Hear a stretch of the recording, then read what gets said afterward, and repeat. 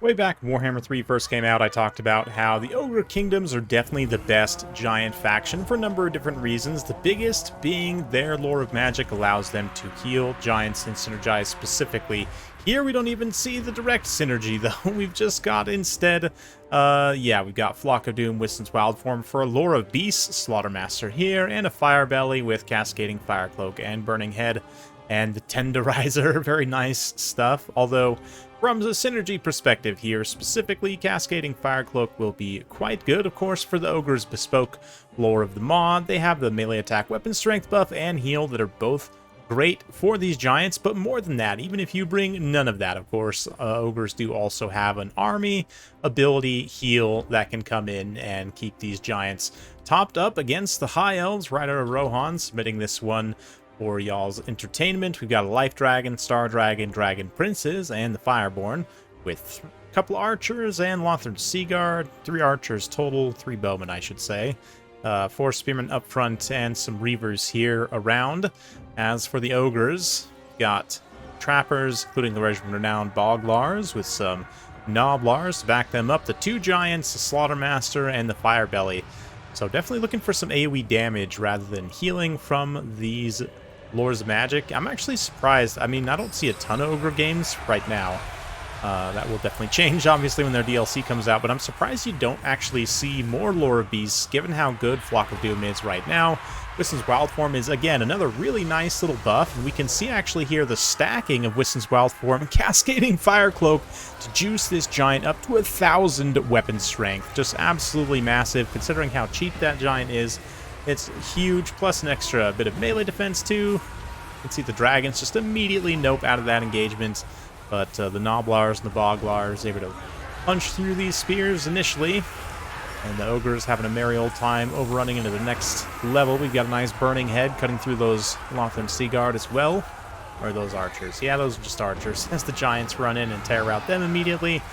The Dragons, a rider here, going to drop down and fight some of these Gorgers in melee. Gorgers are a pretty wild pick. They came in off the Vanguard and are going to be okay holding the line here. They won't do a massive amount of damage, but they are pretty sticky, and they will kind of prevent the dragons from getting up in the air. If we zoom in close, you can see how the dragons are kind of struggling to pass through the Gorgers a bit. This should allow the giants to perhaps get within range here, all while High Elves' lines get smashed up pretty hard. They are trying to defend as best they can with the Dragon Princes. They'll definitely punch back hard against trappers, but there's a lot of trappers, a lot of Noblars, just kind of bogging things down and generally trading quite cost effectively. But we see here once again, Massacre being used here. That's a nice AoE weapon strength buff. So the Ogre Kingdoms player here really just going all in on the weapon strength buffs on these giants, which makes a lot of sense. I mean, they have such high base weapon strength that those percentage-based buffs just means they'll absolutely smash in single entity combat. Obviously, this would be quite risky against a archer-based high-elf build, but it's kind of a mind game because an archer-based high-elf build would definitely be rushed down by just like mass ogres, I would imagine, with maybe a couple stone horns, right? But I love these giant matched animations. But the giants, on the other hand, I mean, they're definitely vulnerable to misses, of course, as mentioned, but they trade so cost-effectively into the dragons, which are sort of another way that you could try and beat back the ogre's leadership, right, from the High Elves' perspective. You don't want to go like archers or a lot of direct anti-large here. Double dragons, definitely a strong choice, given some circumstances. They can beat Stonehorns at the very least, but against giants, rather, cost efficiency equation just starts to tilt too far against them, and also just this massively wide build here for the Ogre Kingdoms means that we've got trappers and Noblars to chase around the High Elf flow tier units. And then, of course, the AoE damage allows them to not necessarily lose those fights. The magical support will allow the Noblars to actually maybe win key situational engagements, get some quick tear routes on the Elves, and things cascade in the Ogre's favor. As right now, Rider Rohan a little bit behind on the balance of power. Of course, he does have a life mage and multiple single entities, so as long as they're alive, he's got a chance of winning here. And should be interesting as things kind of go into the late game. Let's see how High Elves are able to survive here. But, a little bit of a Burning Head there from the Ogre Kingdoms. Of course, not going to do too much to those Fireborn. But the late game Reavers, sort of in tactical reserve there in the woods, come out. They're going to get a nice rear charge here. Start to clean up some of these support units. And, I mean, the Ogres right now, their single entity is kind of getting a little bit singled out here as the rest of their multi-model units are out away in space. Now, actually getting chased by the Elven Cavalry. We've got a few Saber Tusks also chasing Lothern Sea Guard. More over here chasing these archers. So let's watch the Reavers charge on in as the Elves try and get back in this battle. Healing as well. We see the Life Mage pumping a regrowth into those Fireborn. There's still 32 models alive, so they should be able to receive plenty of healing from said regrowth, although maybe should have used it on the Archmage herself, but at this point, prior to Rohan feeling like the Fireborn are the more important target for him to keep alive, he's gonna run a little danger close there, but then pull away, kind of keep these large single entities on the move and not let them recover their vigor. Meanwhile, Dragons, the Reavers, get some nice tear routes, chasing down the Noblars. I don't think they'll be able to save any of these routing high elf units. I think they're too tattered at this point, but yeah, we'll see. Definitely able to shatter some of the Noblars. And some more charges here. Again, just going wherever he can. You see the Dismember being popped there to slow down the speed of the Fireborn. The Dragon Prince is also firing, and they do have some fire resistance. Yeah, mostly just about the leadership damage, though. As you can see, the one very tattered Dragon Prince routes just from that burnt contact effect. And yeah, the Dismember also significantly impacting the speed means, oh, there we go. Drops just in time for them to hit their charge animation and actually get a charge in here, although it doesn't look like they got the greatest contact on those single entities. Probably just going after the remaining Gorgers there.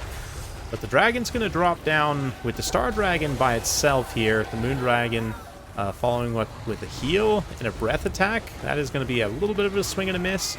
And this whole time, too, the Ogres are just juiced up giants smacking the Star Dragon solo, which is not ideal. 2v1 would have been better, but even still, this engagement's going to be tough regardless at this point.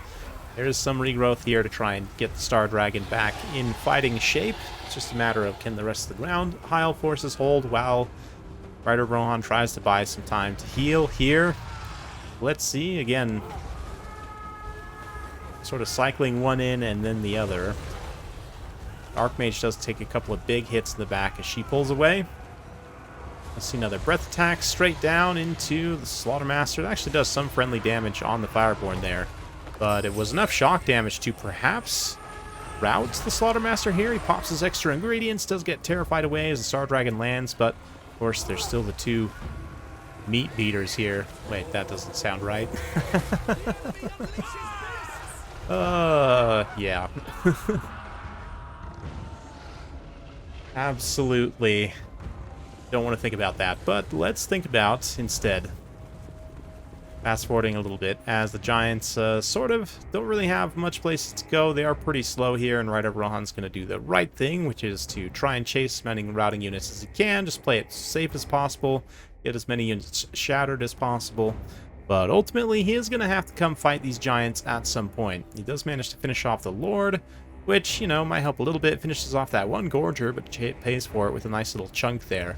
And so we're left with just the Giants versus the world here. We'll zoom in close as the Dragons close in. They actually have the support advantage right now. You can see them get a couple of staggers right there. See if the Fireborn are able to hold their leadership. Big thing to consider is just that the Giants have so much more HP right now.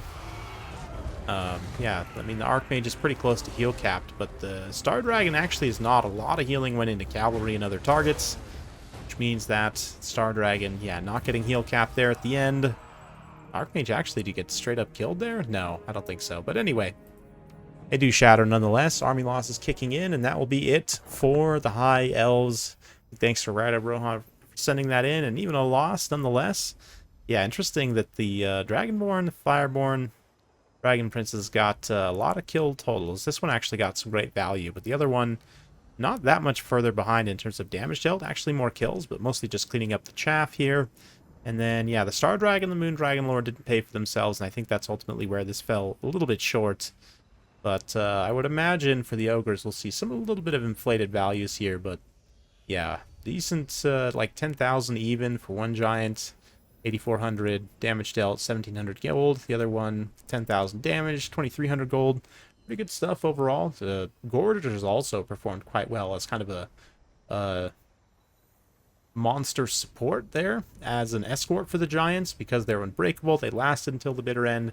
They could constantly get hits, distract, like I said, sticky, keeping the dragons from taking off in certain situations when they otherwise might have been able to.